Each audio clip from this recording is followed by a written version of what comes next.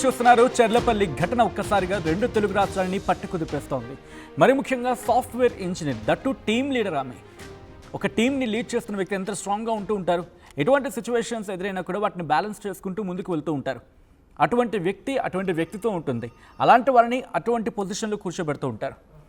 అటువంటి వ్యక్తి ఎలా ఇటువంటి దారుణానికి పాల్పడింది?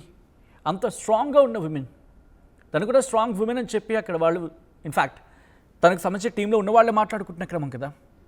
అయితే ఇక్కడ ఒక చిన్న ట్విస్ట్ ఉంది. తల్లి నిర్ణయాన్ని కొడుకు వ్యతిరేకించాడా అంటే అవునే మాట వినిపిస్తోంది. చనిపోవడం కరెక్ట్ కాదని విజయ్కు ధైర్యం చెప్పాడు కొడుకు అనేది జరుగుతున్న చర్చ. అమ్మా హాయిగా బతుకుదాం అని చెప్పినట్లుగా సమాచారం అందుతోంది. కొడుకు మాటలను విజయ వినిపించుకోలేదు, పట్టించుకోలేదు. అమ్మంటే ప్రేమ లేదా బిడ్డ అంటూ విజయ ఆ బిడ్డను చూసి కన్నీరు పెట్టుకున్నారట. మాట్లాడుతూ ఉండగానే ట్రైన్ వచ్చేసిందంటూ కూడా మాట్లాడుకుంటున్న సందర్భం అక్కడ. మిస్టరీగా మారింది ముగ్గురి మృతి. ఈ మృతిపై పోలీసుల విచారణ జరుగుతోంది. ఆ విజువల్స్ మీరు చూస్తున్నారు. ఇటు చెర్లపల్లి న్యూ టర్మినల్ అది. అక్కడ ఆ ఫ్లోర్ కూడా మీరు చూస్తే నార్మల్గా వెళ్తున్నట్టు ఉంది. వాళ్ళు ఆ ఫ్లోర్ మీద నార్మల్గానే ఎక్కడ హడావిడి లేదు. ఏదో ఫ్యామిలీ అంతా కలిసి వెళ్తున్నట్టుగానే ఉంది. కానీ ఫేషియల్ ఎక్స్ప్రెషన్స్ మీరు నోటీస్ చేయండి. బహుశా ఘటన జరిగింది కాబట్టి ఇలా మాట్లాడుకుంటున్నామా, దీని గురించి మాట్లాడుకుంటున్న పరిస్థితి. మిస్టరీగా మారింది ఈ ముగ్గురి మృతి.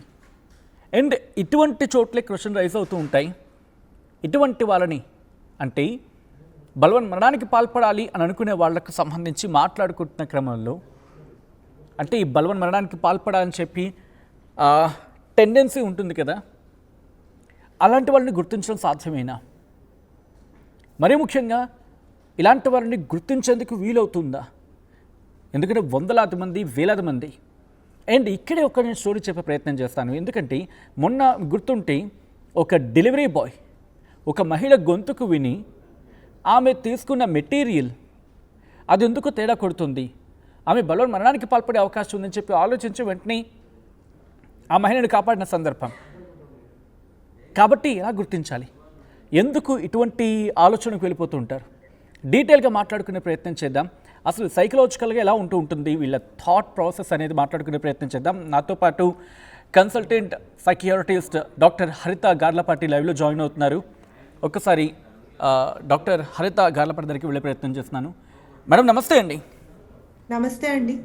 డాక్టర్ గారు, అఫ్కోర్స్ ఇలాంటి ఇష్యూస్ మేము మాట్లాడుకోవడం అంటే అందరికీ కాస్త హృదయ విదారకంగానే ఉంటుంది అండ్ కాస్త గుండెలు పెండేసినట్టు ఉంటుంది ఇటువంటి ఘటనలు జరిగినప్పుడు. అండ్ చాలా కేసెస్ని మీరు చూస్తుంటారు. యాజ్ అ సైకియాట్రిస్ట్గా చదువుకున్న వాళ్ళు ఇటువంటి బలవన్ మరణానికి పాల్పడడం అనేది అంటే ఎలా వస్తుంది, ఆ టెండెన్సీ ఎలా ఉంటుంది, అది ఎలా డెవలప్ అవుతుంటుంది? అండ్ ఫస్ట్ ఒక్కసారి వాళ్ళ ఫేస్ కనుక ఫుల్ ఫ్రేమ్కి వెళ్ళే ప్రయత్నం చేద్దాం. ఎలా గుర్తించవచ్చండి? అంటే వాళ్ళని ఎలా స్టడీ చేయొచ్చు వాళ్ళ ఫ్రేమ్ని కనుక చూస్తే? బికాస్ వాళ్ళ ఫేషియల్ ఎక్స్ప్రెషన్ కనుక చూస్తే ఎలా గుర్తించవచ్చు, ఎలా గమనించవచ్చండి వాళ్ళని? సో సూయిసైడ్స్ అనేది అక్రాస్ గ్లోబ్ బాగా పెరిగిపోయాయనే చెప్పాలండి. ఎస్పెషలీ యూత్లో వచ్చేసేటప్పటికి ఇంకా యంగ్ ఏజ్లో, ముందర మిడిల్ ఏజ్, ఓల్డ్ ఏజ్ వాళ్ళలో సూయిసైడ్స్ ఎక్కువ చూసేవాళ్ళం. Madam sorry for the interruption. హరిత గారు, I'm very sorry for the interruption. కాస్త ఇంగ్లీష్ పదాన్ని మినహాయించే ప్రయత్నం చేద్దాం. యూట్యూబ్ గైడ్లైన్స్ ప్రకారం అది రెస్ట్రిక్షన్ వర్డ్ అది. సో బలవన్ మరణం అనే పదాన్ని ఉపయోగించే ప్రయత్నం చేద్దాం. ఐ నో కొంచెం టఫ్ మీకు ఇది, బట్ యా ప్లీజ్ కంటిన్యూ. తప్పకుండా అండి. సో బలవన్ మరణాలు ప్రపంచవ్యాప్తంగా బాగా పెరిగాయండి. అంటే చెప్పాలంటే ప్రతి 20 సెకండ్లకు, అంటే ఇప్పుడు మనం మాట్లాడుకున్న 10 నిమిషాల్లో కూడా సుమారుగా ఒక 30 మంది వరల్డ్ వైడ్ ఆత్మహత్య చేసుకుంటున్నారు. ప్రతి 2 సెకండ్లకు ఒకళ్ళు అటెంప్ట్ చేస్తున్నారు. దీంతో పాటుగా యూత్ సూయిసైడ్స్, అంటే ముందర కాలంలో మిడిల్ ఏజ్ వాళ్ళు కానీ కొంచెం ఏజ్డ్ పీపుల్ ఎక్కువగా బలవన్ మరణాలకు పాల్పడే వాళ్ళు. ఇప్పుడు వచ్చేసేటప్పటికి ఆల్మోస్ట్ యంగ్ పీపులే ఎక్కువగా సూయిసైడ్స్ చేసుకుంటున్నది మనం గమనిస్తున్నామండి. సో సూయిసైడ్ చేసుకునే ముందర ఒక్క మాట చెప్పాలంటే, suicide is a preventable condition అండి. ఇది బలవన్ మరణం అనేది ఒక ప్రివెంటబుల్ కండిషన్. ఇది మనకు ఒక మెడికల్ ఎమర్జెన్సీ లాంటిది అని చెప్పొచ్చు అనమాట. ఓకే. ఆ పాయింట్‌లో అంటే ఆ వ్యక్తి ఆ నిమిషంలో తన ఆలోచనలు కానివ్వండి, హ్మ్. తన ఫీలింగ్స్ కానివ్వండి, ఇవి వాళ్ళ సూసైడ్ చేసుకునే మరణాన్ని నిర్దేశిస్తాయన్నమాట. ఓకే. చాలా వరకు మనం ఆ పాయింట్ దాటిన తర్వాత ఒక 10 నిమిషాలు అంటే ఫర్ ఎగ్జాంపుల్ ఏదో ఒక పాయింట్‌లో చాలా మందికి అంటే 100లో 90 మెంబర్స్‌కి ఏదో ఒక పాయింట్‌లో వాళ్ళ లైఫ్‌లో హ్మ్. చనిపోవాలి అన్న ఆలోచనలైతే వస్తూ ఉంటాయండి. హ్మ్. ఏదో ఒక కారణంగా అంత ధైర్యం లేదనో, లేకపోతే పేరెంట్స్ ఎవరో మాట్లాడిచ్చారనో, నిద్రొచ్చేసిందనో, ఏదో ఒక కారణంగా ఆ పాయింట్‌లో డీవియేట్ అయితే నెక్స్ట్ డే మార్నింగ్ లేచేటప్పటికి అలాంటి ఆలోచనలు ఉండవు. Life will go on. Maybe next day మార్నింగ్‌కి, మేబీ 10 డేస్ తర్వాత, మేబీ 1 మంత్ తర్వాత, 1 ఇయర్ తర్వాత చాలా వరకు ఈ ఈ ఆలోచనలన్నవి పూర్తిగా పోతాయన్నమాట. సో, హ్మ్. ఆ పాయింట్‌లో మనం గుర్తించడానికి మీరిందాక అన్నట్టుగా ఒక ఫ్యాబ్రిక్ అమ్మే అతను ఆ ఫ్యాబ్రిక్ తీసుకునే విషయాన్ని గమనించి ఆవిడని ఆపారు. హ్మ్. తర్వాత సూసైడ్ ఆగిపోవడం, వాళ్ళ నిండు నూరేళ్ల జీవితం చాలా వరకు కంటిన్యూ అయ్యడానికి మళ్ళీ చూడడం అన్నది ట్రూ. ఆ పాయింట్‌లో మనం గమనించడానికి ముఖ్యంగా వచ్చేసేటప్పటికి హ్మ్. సూసైడ్ అనేది అప్పటికప్పుడు తీసుకునే నిర్ణయంలో పెద్ద ప్రాబ్లమ్స్ రావడం కానీ, గొడవలు జరగడం కానీ, ఇలాంటివి ఇంపల్సివ్ బలవన్మరణాలు అంటారు. ఇంపల్సివ్‌గా టక్కున తీసుకునే డెసిషన్స్. హ్మ్. రెండవది వచ్చేసి చాలా రోజుల నుంచి ప్లాన్ చేసి దాన్ని ఎగ్జిక్యూట్ చేయడానికి అంటే ఫ్యామిలీ మెంబర్స్‌తో మాట్లాడేటప్పుడు విరక్తిగా మాట్లాడడం, హ్మ్. హోప్‌లెస్‌గా, హెల్ప్‌లెస్‌గా వాళ్ళకి వర్త్ లేదన్నట్టుగా ఫీలింగ్స్‌ని రిపీటెడ్‌గా కమ్యూనికేట్ చేయడం, బిల్లు రాయడం కానివ్వండి. హ్మ్. ఇలాంటివి మనం చాలా వరకు గమనిస్తూ ఉంటామనమాట. ఓకే. ఈ పాయింట్‌లో గనక మన సోషల్ వాళ్ళకు సోషల్ లైఫ్ బాగున్నప్పుడు చాలామంది నలుగురితో మాట్లాడడం వల్ల కానివ్వండి, వాళ్ళ రిలేటివ్స్, ఫ్రెండ్స్ వాళ్ళతో మాట్లాడినప్పుడు కూడా ఈ ఆలోచన నుంచి బయటపడేదానికి అవకాశాలుంటుంది.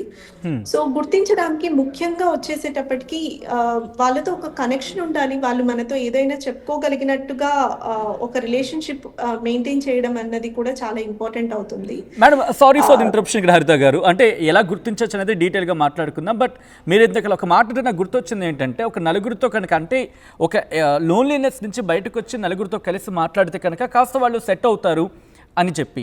బట్ ఈరోజు జరిగిన ఘటన సారీ ఫర్ ది క్వశ్చనింగ్. ఈరోజు జరిగిన ఘటనలో వీళ్ళు బయటకొచ్చారు, సమాజంలో ఉన్నారు.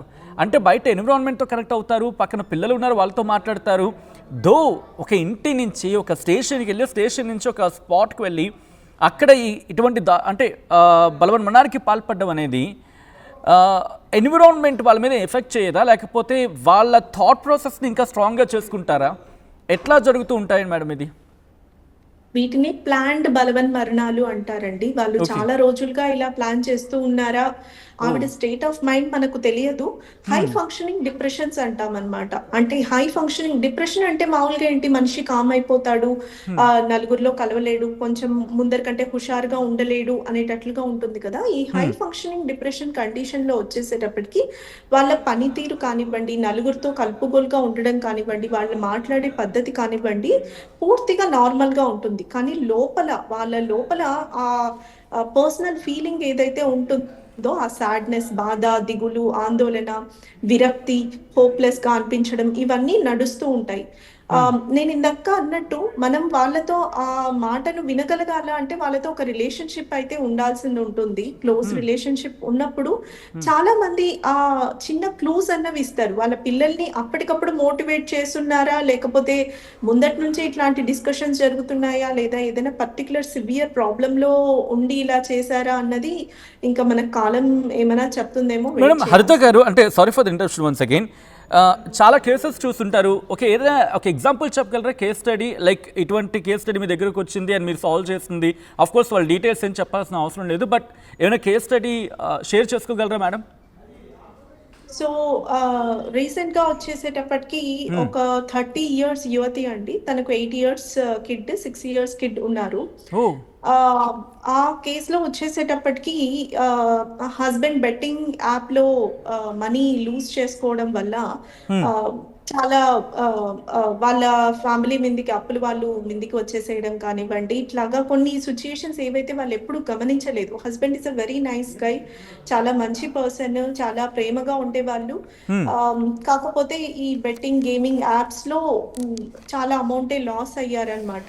ఓకే. సో, తనకు అయితే ఆ అమ్మాయి చాలా లక్కీగా ఇక్కడ ఏంటి అంటే, ఆ మదర్ నేను దీనికి హెల్ప్ తీసుకోవాలి. నేను దీని నుంచి బయటపడడానికి ప్రయత్నం చేయాలి అన్నట్లుగా తను హ్మ్. మన దగ్గరికి వచ్చుండిందనమాట. ఓకే. సో, ఆ పాయింట్‌లో తనతో డిస్కస్ చేసిన ఈ విషయాన్ని డిస్కస్ చేయడం, తనకున్న ఇష్యూస్‌ని రిస్క్ అనాలిసిస్ చేసుకోవడం కానివ్వండి, దగ్గర వాళ్ళతో ఎలా హెల్ప్ తీసుకోవాలా, హస్బెండ్‌కున్న ఏదైతే తనకు హస్బెండ్ మీద బాగా కోపం గానీ, ఆ టైంలో తనకు ఎడ్యుకేట్ అవ్వకపోవడం వల్ల ఈ గ్యాంబ్లింగ్ అనేది ఒక రకమైన జబ్బు. దీనికి మనం హెల్ప్ చేయాల్సింది ఉంటుంది వాళ్ళకు. దాని నుంచి బయటపడడానికని కానివ్వండి. ఆవిడ స్టేట్ ఆఫ్ మైండ్‌ని ఆవిడకి మళ్ళీ గుర్తు ఈ నిమిషంలో నీకున్న ఈ ఫీలింగ్స్ మేబీ 10 ఇయర్స్ ఇందాక మీతో డిస్కస్ చేసినట్లుగా హ్మ్. పక్క రోజుకు అంతే తీవ్రంగా ఉండవు. And you don't have right towards your kid. వాళ్ళ ఫ్యూచర్‌ని మనం చూడలేం కదా! ఎంతో మంచిగా ఉండొచ్చేమో అన్నట్లుగా ఆ డిస్కషన్‌తో ఆవిడ ఆ ఫీలింగ్ నుంచి బయటపడ్డానన్నట్లుగా దానికి డిప్రెషన్ కోసం ట్రీట్మెంట్ వాడుతూ ప్రస్తుతానికి ఫాలో అప్‌లో ఉన్నారు. హ్మ్. She is okay now. Great. Great. అంటే ఎందుకు నేను అడుగుతున్నానంటే, ఒక విమెన్ ఒక ఇష్యూని ఫేస్ చేస్తున్నారంటే, అది ఫినాన్షియల్‌గా అయ్యుండొచ్చు, లేకపోతే రిలేషన్‌షిప్ అయ్యుండొచ్చు. ఏ ఏ కారణాలు ప్రభావితం చేస్తూ ఉంటాయండి? అంటే మీ దగ్గర కేసెస్ వస్తున్నాయి కాబట్టి నేను అడిగే ప్రయత్నం చేస్తున్నాను. ఏ ఏ అంశాలు సోషల్‌గా ఎటువంటి అంశాలు ప్రభావితం చేస్తూ ఉంటాయి? అంటే ఈ బలవన్మరణానికి వాళ్ళకి దారి తీస్తూ ఉంటాయండి? నేనిందాక మీతో అన్నట్టు ఇంపల్సివ్ అటెంప్ట్స్ అండి. ఓకే. ఇంపల్సివ్ అటెంప్ట్స్ అంటే ఏంటంటే, అప్పటికప్పుడు వాళ్ళకు చిన్న గొడవైంది, అత్తతో గొడవైంది, ఆడపడుచుతో గొడవైంది, హస్బెండ్‌తో గొడవైంది, ఆ! లేదా పేరెంట్స్‌తో గొడవైంది, వర్క్ ప్లేస్‌లో గొడవైంది. టక్కున ఆ టైంలో ఆ బాధను అంటే సూయిసైడ్ అనేది యాక్చువల్లీ చెప్పాలంటే సూయిసైడ్ చేసుకునే వాళ్ళకి కూడా చనిపోవాలని ఉండదు. ఆ! వాళ్ళు ఆ పాయింట్‌లో ఫేస్ చేస్తున్న బాధ, వాళ్ళు ఓకే. ఆ పాయింట్‌లో ఫేస్ చేస్తున్న ఆ ఇబ్బంది నుంచి చాలా బలంగా బయటపడాలి అన్నది వాళ్ళ యాక్చువల్ ఇంటెన్షన్ అన్నమాట. హ్మ్. సో, సూసైడ్ చేసుకునే వాళ్ళకి కూడా బ్రతుకు మీద ఆశ ఉంటుందండి. హ్మ్. సో, హ్మ్. ఆ పాయింట్‌లో ఆ బాధ నుంచి బయటికెలా రావాలి? ఆ ఎమోషనల్ స్టేట్‌ని సూద్ ఎలా చేసుకోవాలి? హ్మ్. అన్నది మనం దీన్ని ఎమోషనల్ ఇంటెలిజెన్స్ అంటాము.